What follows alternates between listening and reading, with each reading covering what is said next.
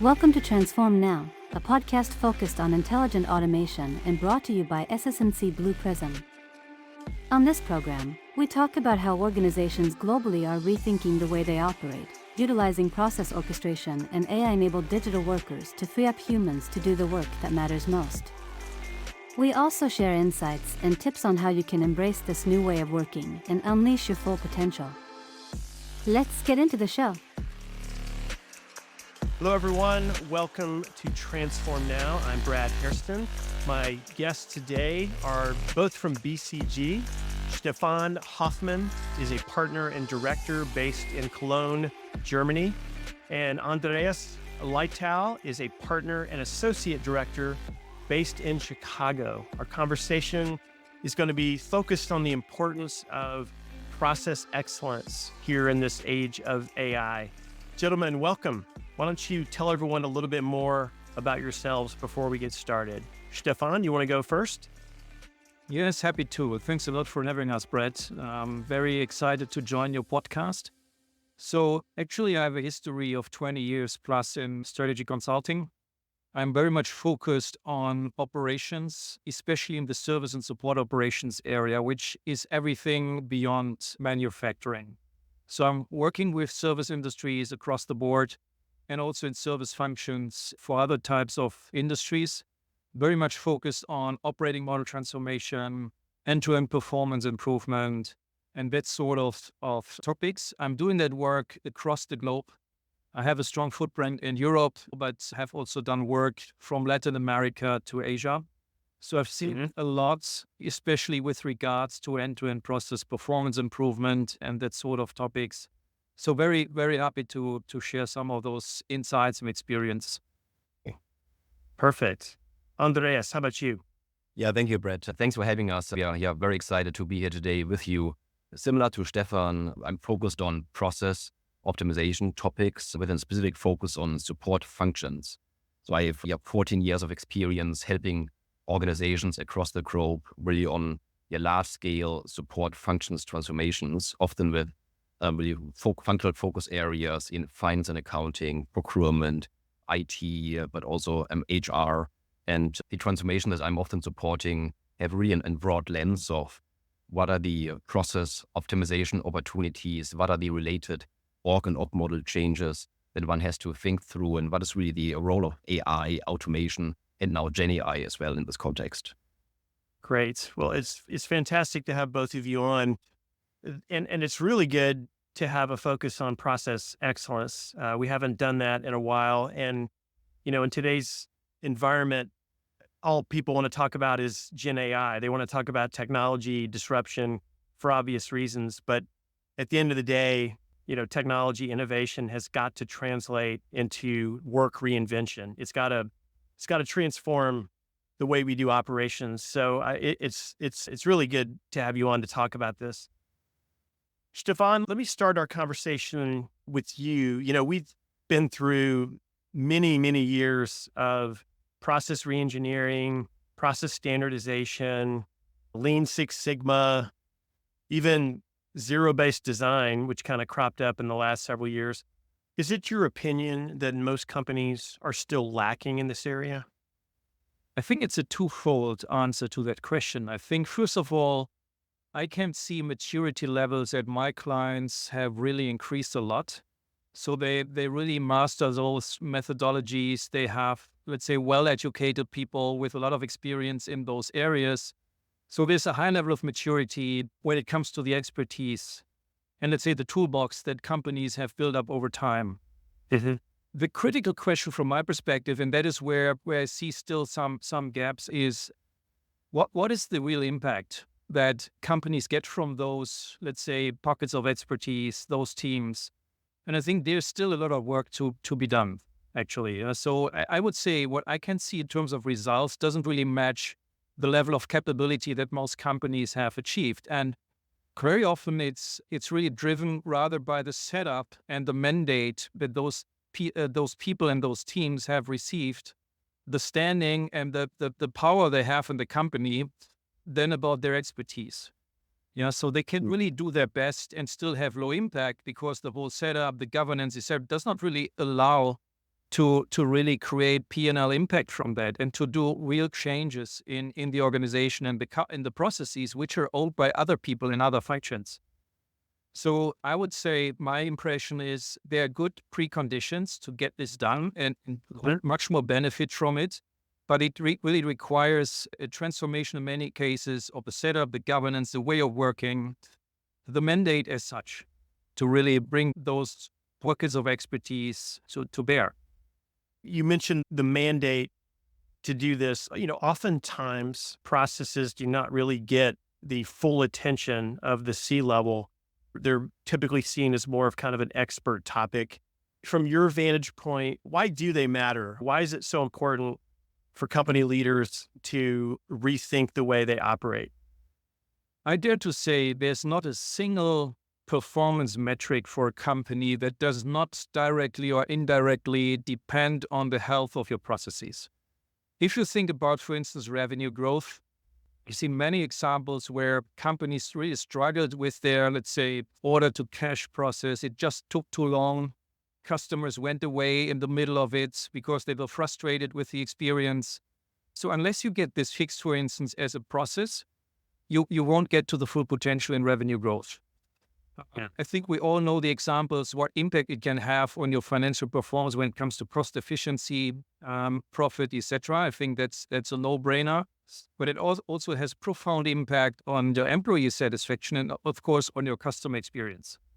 So if you take those four maybe as let's say, the core pillars of a scorecard for company performance, there's not a single quadrant here that does not really depend on the excellence of your process. So that's why they matter. I think the story is very much often told from the wrong angle. So I can fully understand that people say, well, this is more of a niche topic, an expert topic, because it can get to the nitty-gritty very fast. If you do not have the right narrative in place and do not really start the conversation from the benefits and the outputs, the improvements that you can get to for your business. I think once you take this angle, it gets attention much more easily and much faster. Let's get back to this revenue example I had before. So I actually had a client really wondering why they had so low conversion on their sales pipeline. The sales pipeline as such was healthy, it was full. But the final step, the conversion, didn't really work out well. And that was exactly because they took too much time to get back to a client with an offer and at least a budgetary quote. So if you need for that 50 days or so, it's easy to understand that customers will walk away. And so but starting the story from that end and say, look, we are losing on a very good pipeline, and that's really frustrating, and we need to change it. Then we get the board's attention immediately because they care about revenue for sure. So I think very, very often it's about the narrative, the story, and really making those dependencies transparent between, let's say, the key outputs and what needs to be changed internally. And Stefan, just to follow up to that, for those companies that have bought into it, are you finding that they've moved past this era of just making kind of minor tweaks to processes, here and there? They're looking at it more holistically. Let's look at it end to end. That's really the only way to do it effectively in today's era. Is that what you find consistently? Yeah. Of course, you will see differences across customers.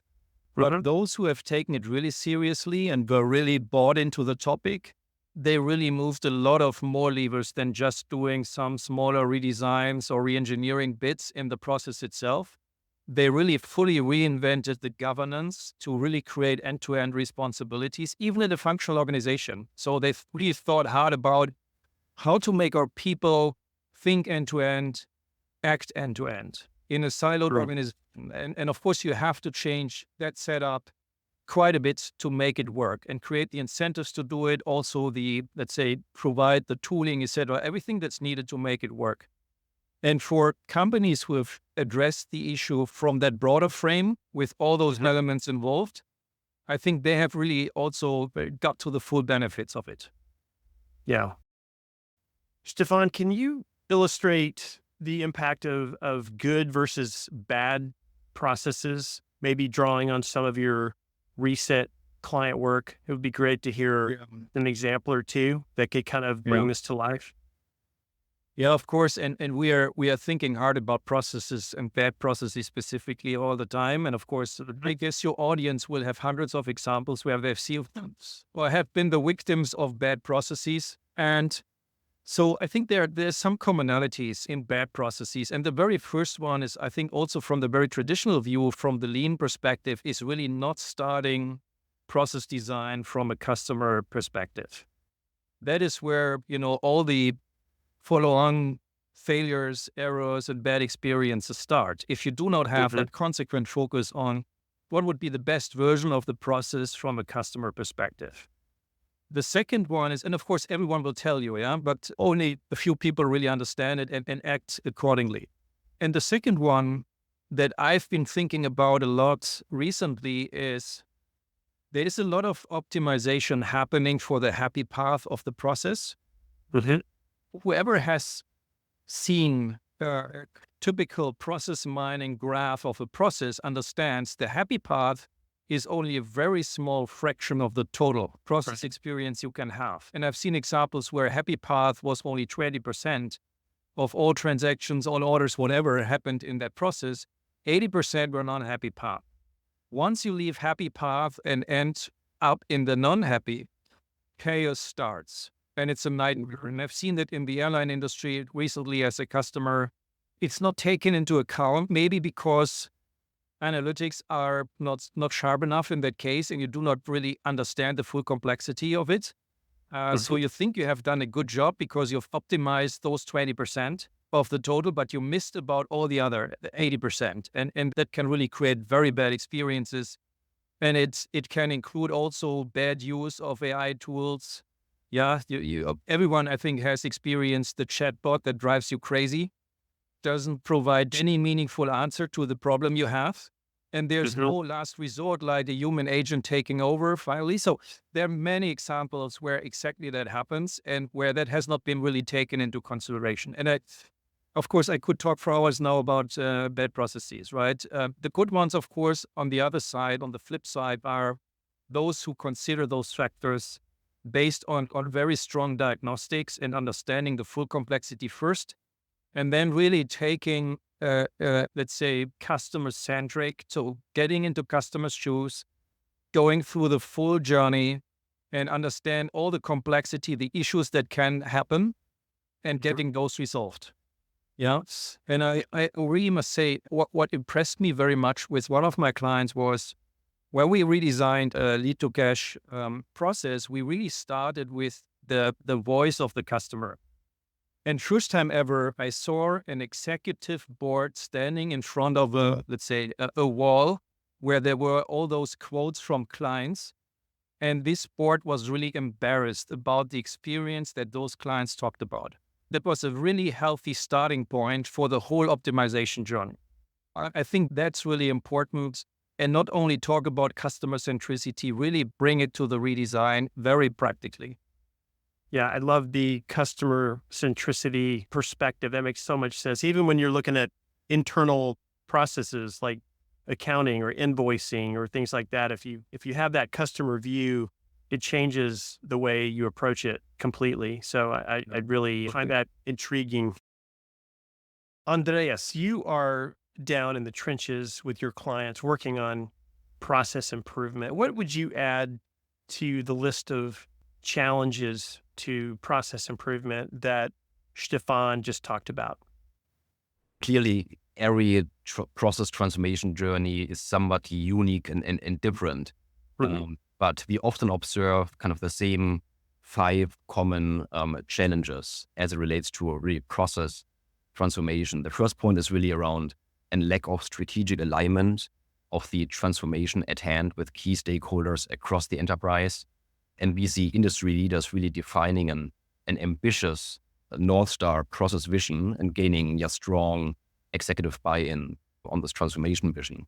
The second point, and Stefan touched on this one already briefly as well, the second one is really around focusing on incremental changes versus truly reimagining end-to-end processes. That is often really one of the main challenges that we see that are really holding companies back of achieving the full value potential. The third one is leading with technology to identify opportunities versus leveraging technology. It's a little bit like the hammer is looking for the nail, which helps in certain incremental process transformation opportunities. But if you would like to rethink a full end-to-end process, I think you really have to take this customer lens that Stefan mentioned, and you need to think about what is really the best process outcome should look like, and then how can technology enable you to get there. We often see as well that there's a lack in mechanism to take out cost at the end of these process transformation journeys. And focusing really only on productivity gains is really only half of the equation. And if you don't address OpEx as part of these process transformation journeys, and without having this mechanism in place to take out cost at the end, it can actually happen that the cost for the organization increases instead of being optimized. And that can then as well really slow down any subsequent scaling of these projects. And then the last point is very important, yet really difficult to overcome. It's really a slow organizational adoption. Really without clear organizational incentives and guiding the employees to adopt new ways of working, we really see the overall effectiveness of these process transformation programs not meeting the expectations. You have a best-in-class approach to process improvement. You've talked about some of the elements there that you use as your guardrails. What else would you say about just the way that you're working with customers to really help them make significant improvement where they've failed in the past? I think it all starts with building a data-driven fact base of what the current state process and cost performance really looks like. And we often combine the more traditional value stream mapping exercises with process mining technologies as well to really understand what does the current process look like, what are the main pain points along the end-to-end value chain of the process, and how do we compare against our peers as well and cross-industry players that are top quartile performers in this area. I think the second step is really important as well. Companies really need to think about what is the North Star end-to-end process that we want to set as our ambition in an unconstrained view, and then really taking a customer or employee lens to redesign processes. For instance, when you're reimagining the talent acquisition journey as part of an HR transformation, it's really critical to think through it from the lens of the hiring manager that is trying to recruit someone, but also from the lens of the talent acquisition team that will be reviewing resumes, and eventually the candidate as well, or the employee, if it's really an internal candidate that is applying for a new position. So it's really important to just think basically through this customer and employee lens to optimize for this end-to-end process. We often see as well that an agile approach is really needed to accelerate the delivery and outcomes of the transformations. And it often really helps to put in place some quick win work elimination or quick win AI automation opportunities, not just to help fund the journey, but also really to create excitement in the organization that something is changing, and some of the more mundane work that happens in Excel spreadsheets, it's going away. And then now we can use GenAI or other best of breed SaaS tools to help us in our day-to-day. That is really an important means of change management as well. And the last one is really, how do you enable and upskill the talent to use and adopt these new ways of working, but also how do you drive adoption and hold people accountable to really adopt these new ways of working? I hear both of you talking about technology playing a role in process improvement, and I'd really like to peel that back a little bit more. And so, Stefan, let me come back to you. What is the best practice approach from your vantage point? So, of course, technology is a booster, is a very strong enabler across the whole optimization cycle for processes. And it starts with all the diagnostic work. As I said before, it's easy to underestimate the complexity of real processes. And, I think a few years back, we really relied on quite anecdotal knowledge still. So experts who get to a brown paper session in the room and they would, provide their expertise, but it would only be a fraction of the whole reality. And with new technologies coming in like process mining a few years ago, that picture has completely changed, and we now understand the full complexities, and we're able to understand what are the relevant parts and journeys of a process, which are the less relevant ones. Those technologies also help to bring data to the discussion, very granular data that's super helpful to really set priorities and start in the areas of a process where it really matters the most in terms of the cost, the customer experience, or other metrics. So I think that has been a super important advancement that we have seen in all the analytics part.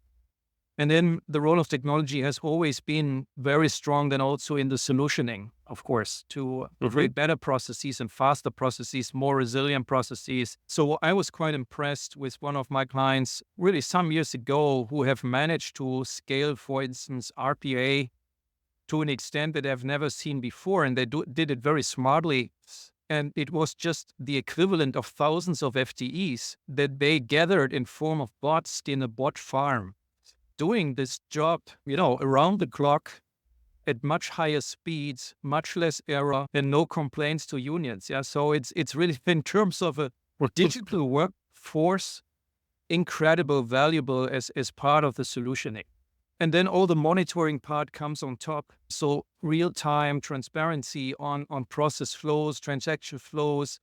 You have real-time information where errors happen. You can intervene immediately. You get notified and create better experiences and really stabilize also your operations with creating those, let's say, real-time process control towers.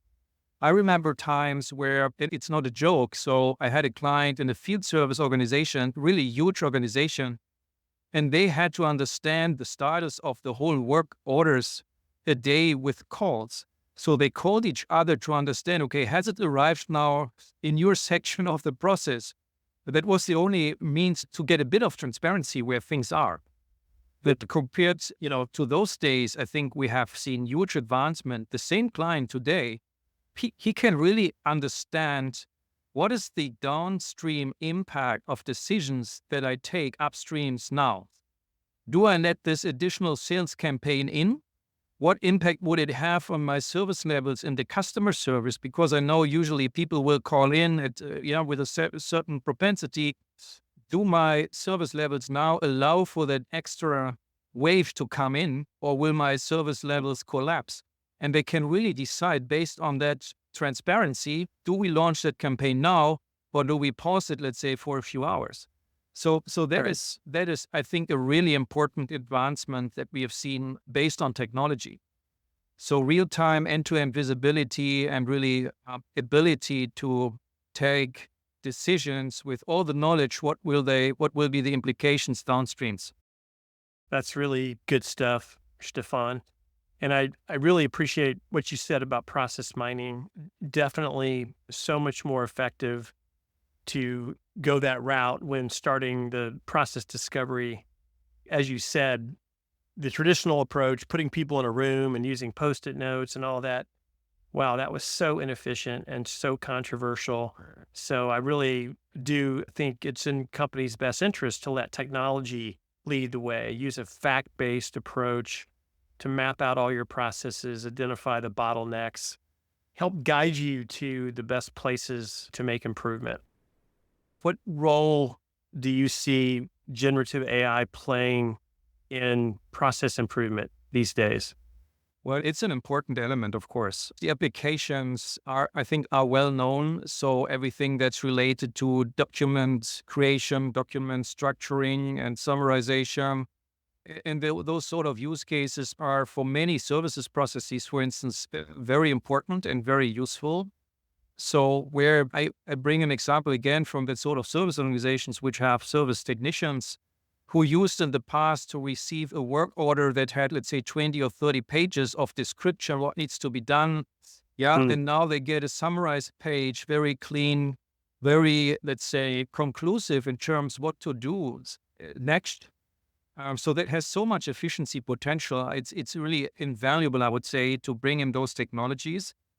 The trick is a bit to not to focus too much on a very specific use case only in a very long process, but to really try and extend the impact in the parameter where it's applied as much as possible to really get to the benefits that somehow match, let's say, the cost of the application. So part of our work is also stretching a bit the ambitions of our clients and to move them away from, okay, we have a number of single small use cases where we test and try. We try to stretch their thinking and say, look, it can have much more knock-on effects. And if you just increase the parameter, maybe change the model a bit and the outcomes you can expect to make it useful also for later stages in the process and get to more savings. I think that's a bit the trick and the challenge, not to be too narrow, to get to more meaningful insight, but of course also not to overload then the models with too many purposes and targets. So that's a fine balancing act, I would say, and that's a big part of our work with our clients today. Okay. Andreas, how do organizations make sure their workforce is ready and equipped for the shift toward the new ways of working that we're talking about? Yeah, I think it's a very important question. And we often, as we think about AI transformations and AI process transformations specifically, we often refer to the 10-20-70, where really the 10% of the value comes from the algorithms, 20% from the underlying data and technology, but 70% of the value really comes from people and process related change topics. So I think the question that you're asking is very critical. How do you get the 70% of the value right is essentially the question, right? And Right. I think the first one is really the role of the leadership. Top management needs to be involved in such a transformation and need to communicate really the expectations, but also the narrative to motivate the team, drive culture, and drive the change. And we often see town halls, for instance, or leadership videos being used really for translating this message. The second one is around talent upskilling and reskilling.